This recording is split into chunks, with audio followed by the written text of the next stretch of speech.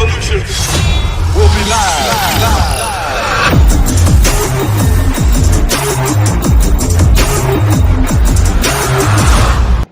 And what's going on? I know I missed the week, but I missed the week simply because there's been a change in my living arrangements. I mean, I still live in my house, but my office no longer is my office, and everything has changed. The window that's right behind me, you probably see like a little glowing glare. That's because the sun's coming up. So what does that mean for this particular podcast? It won't be that long.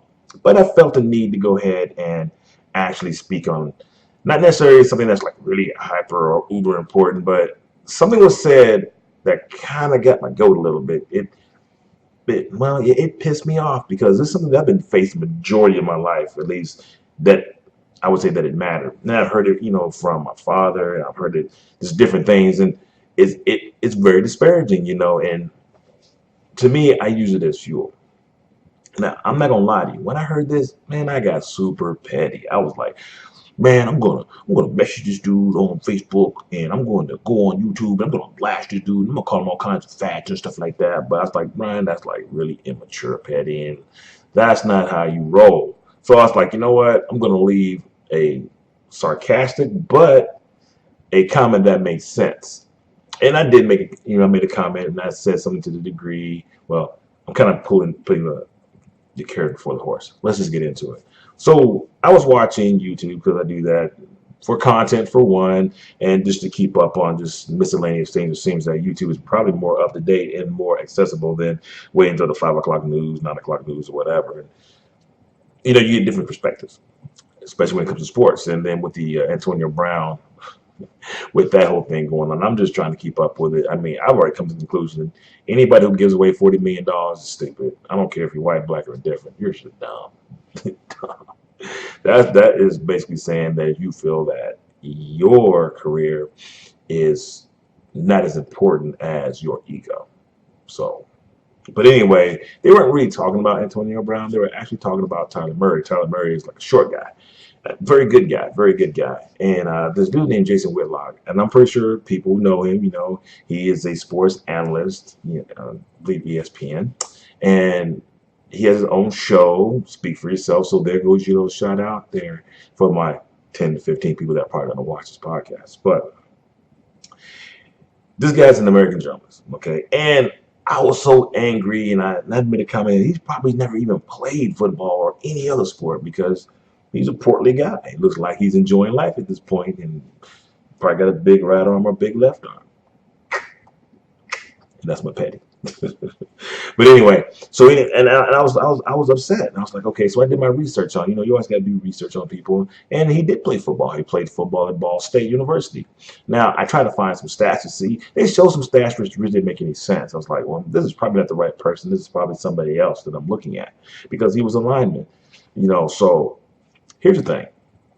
Being on a football team is still saying he played football. So if I am on a football team, they will say Brian played football from this year to this year. Regardless if I started or not, I was on the team, so therefore I played. And being said I couldn't reference any stats, I'm not saying that he wasn't any good. Arguably that he wasn't good enough to go to the pros because he didn't. One thing you see on his accolades are journalists or journalism. So clearly he knew he wasn't good enough to go to the next level. But I guess just because you don't, I don't know. It bugged the crap out of me. So here's a statement that kind of bugged the mess out of me. He goes, because he has a preference or a bias against short quarterbacks, he feels that taller quarterbacks are better or more suited for the position. And then he went, which is fine. You can say that. I understand being a short guy trying to look over a bunch of tall linemen. It's pretty difficult. When I was playing in the semi-pro amateur leagues here in the U.S., I went up against a 6'7" tight end, and I was like, dude, I'm looking up at him like, I'm going to go through you, bro. I'm going to go through you. I didn't go through anything. You just simply moved me out the way and cut the pass. And then I hit that dude with everything I had to tackle him, and guess what? My little 205-pound butt couldn't knock him down. And truth be known, I wasn't 205 pounds. I was probably about 185, but I lied. So I was 205 pounds. Now, me, right now, let's just take where I'm at 230 plus, and put me back there with the same amount of speed, I'd have dropped him. Maybe not as fast, but he wouldn't knock me over either. But Let's leave it here and there. But he basically said, how can you be a leader of big men if you're not big yourself? I was like, whoa, whoa, whoa, whoa. Hey, that's kind of crossing the line there, guy. I got it. You're a big dude. Everybody on stage is probably a big guy, 6+. And a couple guys chimed in like Michael Vick, and they're saying like things of the nature of, hey, they go like, all right, well, Doug Flutie's an exception. Okay, so now as an exception, I guess Spud Webb and Muggsy Bogues are exceptions as well. The crazy thing about it was when I was playing football, you had to be a big running back. Now you don't necessarily have to be a big running back. They like those little fast guys. Very elusive. Don't get me wrong. A big, powerful back is still an asset to a team, but you get someone who's quick and elusive and is durable, that's just as good. But we're talking about the quarterback position. So that's heightism. It is, so him being a black man, I'm not going to say that it even popped in his brain that maybe I am being super or uber critical over a person that's shorter. Am I being biased or am I being prejudiced? I think that's more of a prejudice. Now, no one ever considered heightism, which is what we're talking about, as a prejudice, but yeah, it is. And so basically what he referenced a book that came out in like 1995, and that said that the average, tall people will make more money and be more successful. So if you're 6'2" and up, you're going to be more successful. And I could go into the perimeter of about how women like taller men and this, that, and the other. I mean, you can go into that, and that's a fact. If that's what they find, if that's what they find attractive, then that's fine. I got it. If you want somebody tall, and maybe you're going to meet somebody that's taller than equality. I'm not saying they're not out there. You might bypass. I mean, don't get me wrong. And I honestly feel I love the guy to death, but Kevin Hart, if he wasn't famous, he probably wouldn't have the wife that he has or women that he's had since he's become famous, because money does make you very attractive. That's Flavor Flav. Anyway, cracking jokes today. But anyway, but yeah, so basically, they said that tall men are more apt to make more money because they are supposed to be perceived as smarter, healthier, which is utterly redundant and ridiculous. But I did my research. Now, The Blink, which is a book, Gladwell polled about half of the Fortune 500 companies and found that a majority of their CEOs were tall white men. Actually. So, I mean, that's a whole different argument or conversation altogether. The average CEO was just under 6 feet. The average American man is 5'9". Among the CEOs, 58% were 6 feet or over, or 6 feet or over. And in the United States, 14.5% men are 6 feet or over. Some 30% of the CEOs were 6'2" or taller, and only 3.9% U.S. men are 6'2" and taller. So it's a very low percentage of those people being that tall. But what I do know, if you really want to go into that, and I'm pretty, like I said, it's something that I couldn't fight if I wanted to. It's a fact that is something that is out there, and that is a perception. I can't fight it. I could be like, oh, coalition for short people. Yeah. No, it's not going to happen. I left my comment and I said, you know what? Yeah, I'm short. I'm 5'7". Just below what the average height, I guess, of American, but I'm short. I'm 5'7", and when I talk and I walk, I talk and walk like a giant. I feel like a giant. And when I was in the military, I don't care how tall you were. If I outrank you, you're gonna do what I say. It is not the fact that you're gonna respect me. You're gonna respect the rank. But I wasn't one of those guys. Respect my rank and then just be utterly stupid. No, respect my rank, respect my knowledge, respect my ability. That is what you respect. Like Kyler Murray. Now, I'm not gonna lie to you. Kyler Murray he's shorter. I got it. I'm not saying that he's not. And I'm not saying that there's not going to be any challenges or difficulties, because he is going to have to throw over taller linemen, or they create passing lanes for him. Now, what we're talking about is Oklahoma's 7th Heisman and their 2nd consecutive, Baker Mayfield, who's like 5'10", 6 foot, something like that. He's not all that tall either. He accumulated 4,946 yards of total offense and 51 touchdowns while leading the Sooners to a college football playoff. So yeah, 5'10", quarterback is a challenge, but it's not impossible. Obviously, the Cardinals saw something in him that they drafted him. And I watched his actual first game, not the playoff or not the preseason game, but the game. And it's like, yeah, he had problems. Short quarterbacks tend to get their balls batted down. Doesn't take anything from his athleticism, doesn't take anything from his intelligence. Because you know what? There's a lot of tall quarterbacks out there that are dumb as a sack of rocks. And I don't care what you say, being taller isn't better. It just makes you a bigger target. Now, I'm not gonna go tit for tat with anyone. You have your preference of what you feel. Women want a tall guy. My wife was joking with me last night. She says, "Baby, I can't be married to you anymore because you're taller." I'm not gonna tell her what I said. I'm not gonna tell you what I said to her because it was in joke. But you know what? She smiled and said, "You're absolutely right."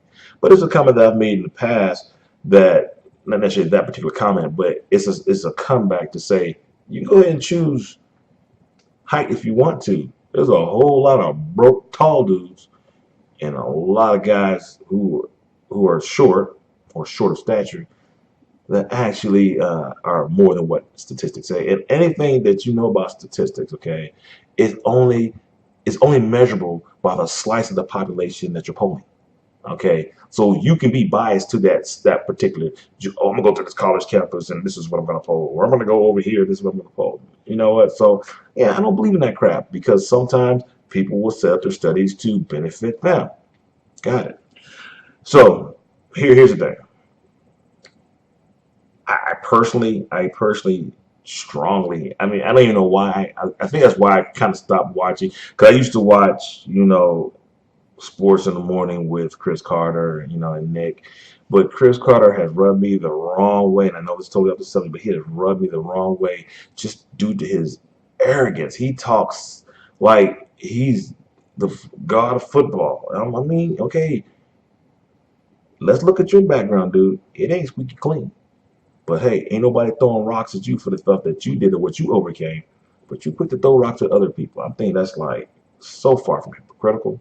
And as bad as this sounds, as bad as it sounds, and I'm probably bad as it sounds, I don't really hear white sportscasters talking so bad about white players in a mannerism that black sportscasters talk about black players. I guess they feel that they're qualified because we're black. I don't know. I think a lot of it I'll say this in all fairness. I have heard Stephen A. go off on people, white or black or different. He has gone off. He will not discriminate against anyone that comes to him sideways. You better come correct. I'll give you that much. You better come correct. And then I look at it that between him and Will Kane are kind of bullies. So and this is part of my whole thing. Okay, people are taking positions who have never really played in the professional level or at an elite level to comment on people who are trying or has made it to that level and have their struggles. You know what? I can sit on my sofa all day long and say, you know what, the quarterback sucks. But guess what? That quarterback's making about $3-4 million and I'm not. So you don't suck that bad. You know what? He can say this, you know what? That's right. I suck, but I'm rich. Someone saw something in me. What happened to you? And so my opinion is just like everybody else's opinion.